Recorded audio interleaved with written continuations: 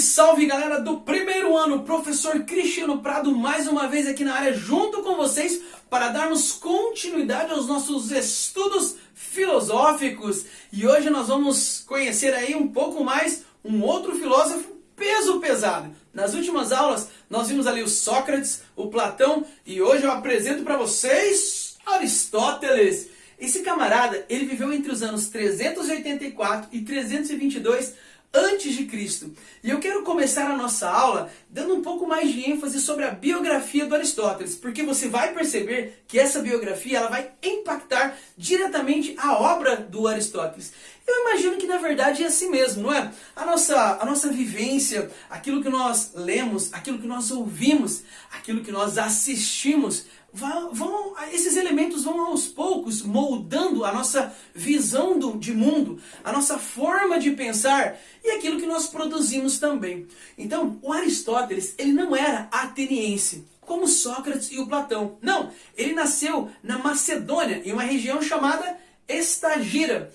Ele era filho do médico, do rei da Macedônia. Então você percebe que ele foi bem nascido. Aos 18 anos, ele ruma então para Atenas. E ele vai entrar na academia do Platão. Ele vai ser aluno do Platão. E ali, dentro da academia, ele vai se desenvolver e ele vai se tornar um dos alunos mais brilhantes. E ele permanece ali produzindo muita coisa durante cerca de 20 anos. Quando o Platão morre, o Aristóteles imagina que ele seria então o sucessor do professor. Ele seria agora o novo diretor da academia, porque ele era, sem dúvida nenhuma, o mais genial entre os alunos de Platão. Só que é o seguinte, ele era um estrangeiro, e os atenienses acabam não gostando muito da ideia de entregar a academia nas mãos de um estrangeiro. Isso aí frustrou o Aristóteles, e ele acaba então neste momento saindo de Atenas e voltando para a Macedônia. Ali na Macedônia, ele vai receber um convite do rei da Macedônia, Filipe II, para se tornar o professor do filho do rei. E você sabe quem era o filho do rei? Alexandre, que no futuro vai receber a alcunha de Alexandre o Grande, por conta da sua grande capacidade militar. O Alexandre, linkando agora um pouquinho com a aula de história, o Alexandre ele vai empreender uma grande conquista territorial, uma expansão territorial do reino da Macedônia. Você se lembra? O Alexandre conquista ali o território da Grécia e na sequência ele inicia um processo de expansão para o leste que vai levar as suas terras até a região da atual Índia. Ele constrói um grande império e o Aristóteles foi professor do Alexandre. E dessa forma o Aristóteles empreendeu, assim, ele impregnou no Alexandre muito da cultura grega. E por isso Alexandre era um grande admirador da cultura grega. Ele propagou a cultura grega em todos os cantos por onde ele passou ali, dentro desse vasto império, dessa vastidão territorial que ele acabou conquistando. Agora, em 355 a.C., depois que o Alexandre se torna então Alexandre, o rei da Macedônia, o Aristóteles resolve voltar mais uma vez para Atenas. E ali ele funda a sua própria escola, o Liceu. Esse nome é em homenagem ao deus Apolo Lício. E ele vai continuar ali o seu desenvolvimento intelectual até o ano de 323 a.C. Por quê? Com a morte do Alexandre, o sentimento anti-macedônico dentro de Atenas cresce muito. Você não pode se esquecer, mais uma vez fazendo o link aqui, né? O Alexandre, macedônico, conquistou a Grécia. E com a sua morte, esse sentimento anti-macedônico ele acaba crescendo.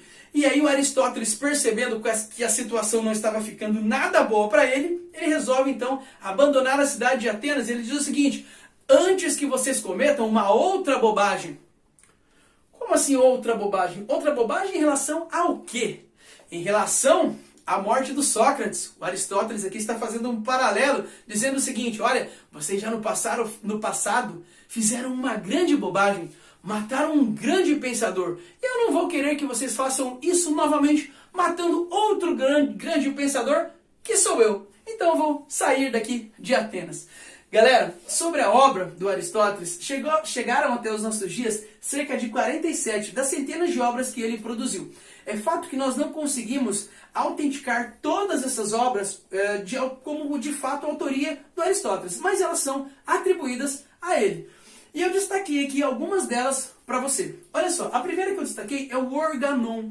Nesta obra, o Aristóteles ele vai estar construindo ali uma série de instrumentos para o bem pensar, instrumentos de lógica que podem ajudar nesse processo de construção do pensamento.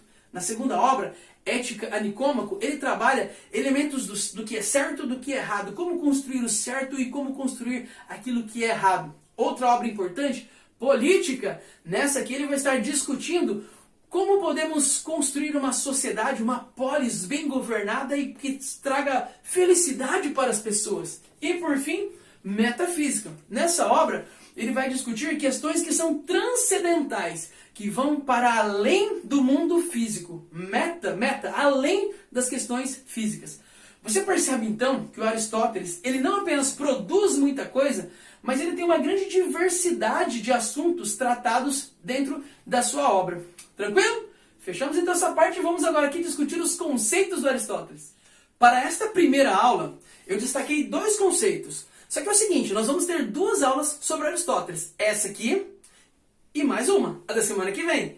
Então eu quero começar dizendo o seguinte para vocês. O Aristóteles, ele, apesar de ter sido aluno do Platão, ele divergia grandemente do seu mestre no que se refere à dualidade, a questão da dualidade platônica. Você se lembra disso? O que o Platão ele dizia? Existem 2 mundos, o mundo das ideias e o mundo físico. Lembra disso? No mundo das ideias, todas as coisas elas são constantes, elas não mudam, enquanto no mundo físico, todas as coisas elas estão num constante processo de movimento. O Platão, ele cunhou esse conceito de dualidade exatamente para tentar explicar aquela divergência entre o Parmênides e o Heráclito. Você se lembra dos 2 pré-socráticos? Os 2 pré-socráticos, Parmênides e Heráclito, embora não tenham sido contemporâneos, eles divergiam no que se refere a essas ideias. Lembra-se, o Heráclito dizia que todas as coisas estão num constante processo de transformação, de movimento. Ele inclusive afirmava, o movimento é a única coisa que de fato existe. Todas as outras estão num constante processo de devir, ou seja, de vir a ser. Estão num constante processo de transformação. E o Parmênides dizia o seguinte, nananina não. Meu querido, você está enganado? Porque todas as coisas que existem, elas precisam ser. E se elas são, não tem como ser e não ser ao mesmo tempo. Então, embora nós possamos ser enganados pelos nossos sentidos, e às vezes nós percebemos que as coisas estão transformando, mas na essência, a essência das coisas, elas sempre permanecem as mesmas. Essa era a disputa entre o Parmênides e o Heráclito. E como é que o Platão resolveu isso? Com a dualidade platônica. Existe um mundo, que é o mundo das ideias, que não muda. Ele é perfeito. Existe um mundo, que é o mundo sensível, que é este no qual nós podemos perceber pelos nossos sentidos, que está num constante processo de transformação. Só que é o seguinte, o Aristóteles ele não concorda com isso. Porque o Aristóteles, talvez pelo fato de ser filho de um médico, ele desde muito cedo, ele gosta muito da questão da experiência. Ele vai chegar, depois de algum tempo, à seguinte conclusão. Olha, esse lance de dualidade não existe. O que existe é esse mundo que está aqui e nós podemos perceber através dos sentidos. Então eu preciso dar conta de explicar essa dualidade, essa divergência entre o Parmênides e o Heráclito com o mundo e com a experiência, com aquilo que nos cerca. Então é isso que a gente vai tentar fazer agora, estudando alguns conceitos do Aristóteles. Vamos começar? Vamos devagar então, são 2 aulas para a gente ver isso aí. Nessa primeira eu destaco esses 2 e na próxima aula eu trago para vocês mais alguns conceitos. Legal? Vamos por partes então. Olha só. Primeiro eu quero destacar para vocês o conceito de substância, essência e acidente. Legal? Vou explicar cada um deles. Olha só. Substância é o termo que o Aristóteles usa para designar todas as coisas que existem no mundo. Então, tudo que você pode perceber pelos sentidos. Você pode um passarinho, uma porta, a maçaneta da porta, o meu corpo. Então, tudo isso que existe no mundo e que nós podemos sentir, tocar, ele vai chamar de substância. E a substância, ela é formada pela essência e pelo acidente. Como assim, professor? Essência é tudo aquilo que torna o ser o que ele é. tudo aquilo que não pode ser tirado dele, sob pena de que aquele ser deixe de ser o que ele é. Exemplo, qual é a essência da cadeira? Uma cadeira serve para sentar. Se você tirar isso da cadeira, ela deixa de ser uma cadeira. Vai ser qualquer outra coisa, menos uma cadeira. Entendeu? Então a essência é aquilo que não pode ser tirado do ser, sob pena de transformá-lo em outra coisa. E acidente? Acidentes são diversas outras características que compõem essa substância, mas que podem ser as mais diversas. Então, vamos pegar o exemplo da cadeira? A cadeira, cadeira é para sentar, então para ser cadeira tem que ser de sentar. A cadeira pode ser de plástico, a cadeira pode ser de madeira, a cadeira pode ser azul, a cadeira pode ser amarela, a cadeira pode ser alta, a cadeira pode ser baixa, ela pode ter 3 pés, ela pode ter 4, ela pode ter 5. Então, essas características, elas são características acidentais. Eu posso construir uma cadeira de diversas formas diferentes, mas se ela for um instrumento ali feito para sentar, ela vai continuar sendo uma cadeira. Entendeu? Então, essa é a noção de substância, de essência e de acidente. Agora é o seguinte, vamos dar continuidade. O que compõe a essência de um ser? Qual é a essência de um ser? A essência de uma substância. Bom, para dar conta de explicar isso aí, ele vai desenvolver o conceito de ilemorfismo.